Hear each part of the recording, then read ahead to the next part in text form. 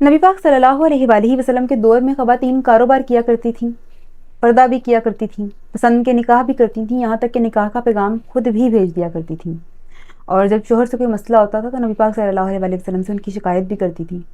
خلا کا حق بھی دیا گیا، طلاق کو بھی برا نہیں سمجھا جاتا تھا، اگر طلاق ہو جاتی تھی تو اس عورت کی شادی دوبارہ کسی اچھے گھر میں بھی ہو جاتی تھی۔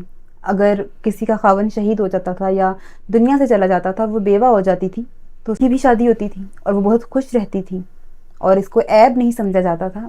وہ زمانہ تھا جس میں خواتین کو آزادی تھی، اللہ تعالیٰ نے ان کو حدود میں رکھ کر آزادی دی ہے۔ مسلمان عورت کو جتنی آزادی دی ہے وہ کسی عورت کے پاس نہیں ہے، اس کو وہ درجہ دیا گیا ہے جو کوئی مذہب عورت کو نہیں دے سکا۔ جنت اس کے قدموں کے نیچے، اس کے لیے ہم ایفرٹ کر رہے ہیں۔ ہمارے ہاں یہ مسئلہ ہو گیا کہ اسلام نے جو لباس عورت کو کہا کہ پہنے، جو آپ کے فائدے کے لیے ہے، اس کو ہم نے تنگی سمجھ لیا۔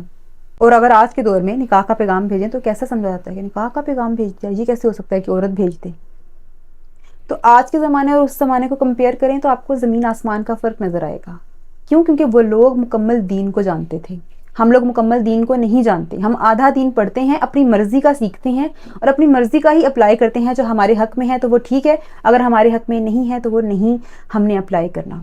میں آپ کو صرف اتنا کہنا چاہوں گی کہ دین اسلام نے 1400 سال پہلے اگر پردہ کروایا تھا نا تو آج کے اے آئی کے دور میں یہ ان خواتین کو فائدہ ہوا جو نقاب کرتی ہیں۔ ان کی پکچرز کو آسانی سے ایڈٹ نہیں کیا جا سکتا، اور جو خواتین اپنا چہرہ دکھا رہی ہیں اوبویسلی ان کی پکچرز کو بڑے آرام سے ایڈٹ کیا جا سکتا ہے۔ ایسے ٹولز اب آ گئے ہیں کہ ایسے لگتا ہے اوریجنل پکچر ہے، اور یہ بڑی نقصان دہ بات ہے۔ تو اگر دین اسلام نے 1400 سال پہلے آپ کو کچھ کہا تھا نا تو آپ کے فائدے کے لیے کہا تھا، جو آج 1400 سال بعد ہمیں احساس ہو رہا ہے کہ اے آئی کے دور میں یہ واقعی فائدہ تھا کہ ہم نقاب کر کے بیٹھے ہیں، ہم ویل کر کے بیٹھے ہیں، ہمیں کوئی مسئلہ نہیں ہے۔